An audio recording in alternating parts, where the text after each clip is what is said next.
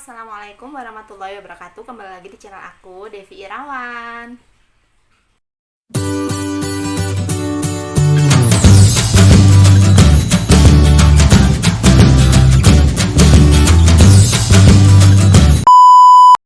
Halo teman-teman, kembali lagi di channel YouTube aku. Nah, pada kesempatan kali ini aku mau ngebahas dan sharing soal bahayanya menggunakan sex toys atau alat bantu untuk memuaskan hasrat seksual. Nah, seperti biasa sebelum kita mulai videonya, aku mau ngucapin dulu banyak terima kasih buat semua teman-teman yang udah selalu dukung dan support channel YouTube aku. Dan buat semua teman-teman yang belum subscribe channel YouTube aku, jangan lupa buat subscribe dulu channel YouTube aku dan juga follow Instagram aku, oke? Nah, langsung aja kita mulai sharingnya. Jadi bahayanya apa aja sih ketika kita menggunakan alat bantu seksual atau sex toys itu? Nah, jadi buat teman-teman di sini yang belum tahu apa sih itu sex toys, jadi sex toys itu adalah alat bantu untuk melakukan hubungan seksual gitu. Biasanya ini bisa digunakan pada wanita dan juga bisa digunakan pada laki-laki. Nah, pada wanita biasanya tuh bentuknya kayak alat yang bisa bergetar di area klitoris gitu, jadi dia bisa menimbulkan orgasme. Terus ada juga yang bentuknya penis-penisan gitu dari silikon. Nah, kalau laki-laki biasanya bentuknya itu kayak vagina mainan gitu, cuma dia elastis, jadi bisa digunakan untuk memuaskan hasrat. Nah, bahayanya apa aja? Di sini ada beberapa bahayanya. Yang pertama tuh bisa menyebabkan ketagihan. Jadi buat teman-teman biasanya penasaran nih, pengen nyobain gitu pakai sex toys, udah beli gitu kan. Sekarang kan tuh banyak banget ya dijual online, jadi bisa beli, lihat-lihat, terus pengen nyoba, akhirnya nyoba, kemudian kok enak nih gitu, akhirnya kecanduan, pengen lagi. Nah, akhirnya menyebabkan ketagihan itu tadi gitu. Kalau ketagihan kan nggak baik juga, apalagi keseringan pakai itu. Kemudian yang kedua itu bisa menyebabkan iritasi pada area kelamin. Kok bisa menyebabkan iritasi? Kenapa? Karena sex toys ini kan pada dasarnya itu kan alat ya, jadi dia itu kayak plastik atau silikon gitu. Kalau misalkan digunakan terlalu keras, terlalu kencang, itu pasti bisa menimbulkan iritasi pada area kelamin. Bisa diiritasi di area vagina atau penis kayak gitu. Akhirnya nggak nyaman. Kemudian yang ketiga itu bisa menyebabkan gangguan orgasme. Nah, ini yang perlu diwaspadai buat teman-teman.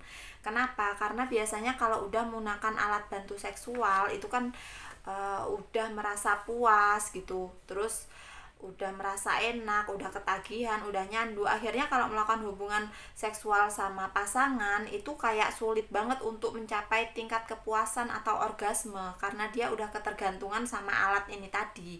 Jadi kalau melakukan hubungan seksual sama pasangan akhirnya susah untuk terpuaskan. Itu yang harus diwaspadai. Makanya kenapa jangan sering-sering menggunakan sex toys, itu tadi bahayanya.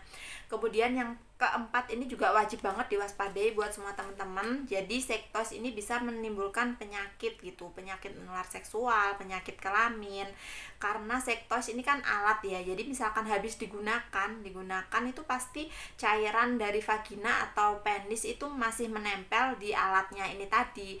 Nah, kalau dipakai berulang tanpa dibersihkan, dicuci, disterilkan, pasti masih ada bekas-bekas cairan itu tadi yang kemudian bisa berubah menjadi jamur atau bakteri. Nah, kalau digunakan otomatis pasti kita terkena jamur atau bakteri itu tadi. Kalau pada wanita bisa menimbulkan gatal, keputihan kayak gitu. Nah, itu juga bisa menimbulkan penyakit sifilis, gonore, penyakit menular seksual.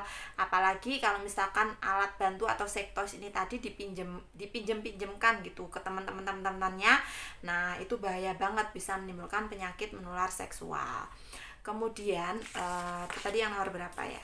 Oke, kemudian yang terakhir ini aku baca dari beberapa artikel, katanya sex toys atau alat bantu ini bisa menimbulkan atau memicu salah satu terjadinya kanker gitu. Kenapa? Karena alat bantu atau sex toys ini tadi kan kebanyakan itu terbuat dari kayak bahan plastik atau silikon. Nah, di situ tuh kayak ada kandungannya yang namanya tuh PVC atau polyvinyl klorid. Nah, katanya itu bisa menyebabkan salah satu terjadinya atau memicu terjadinya kanker gitu. Katanya sih seperti itu, tapi untuk penelitian kelanjutannya aku belum begitu mengerti. Jadi buat teman-teman semua, mungkin di sini kalau misalkan nggak nggak urgent atau nggak perlu-perlu banget gitu kan, mending nggak usah sering-sering lah pakai sektos atau nggak usah cobain gitu.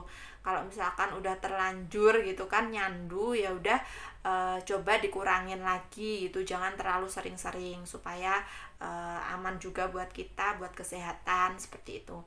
Oke, mungkin itu tadi ya penjelasan. Nah, satu lagi, kalau misalkan emang benar-benar butuh banget sektos gitu ya, jadi harus diperhatikan setelah dipakai itu jangan lupa untuk dibersihkan terlebih dahulu, jadi ketika mau dipakai lagi tuh udah benar-benar aman, dan jangan dipinjam-pinjamkan atau menggunakan sektos itu gonta-ganti atau bergantian sama temennya yang lain, karena itu bisa menimbulkan penyakit yang berbahaya atau penyakit menular. Nah, sekian penjelasan aku soal sektos atau alat bantu seksual kali ini. Semoga teman-teman semua bisa mudah mengerti dan mudah memahami apa yang aku sampaikan. Buat teman-teman semua mungkin ada yang mau bertanya atau kasih masukan atau kasih saran, bisa komentar aja di kolom komentar aku. Insya Allah bakalan aku bales, kita sharing dan ngebahas seputar kesehatan, seksualitas, kebidanan sama-sama. Oke, sekian video aku kali ini, semoga bermanfaat.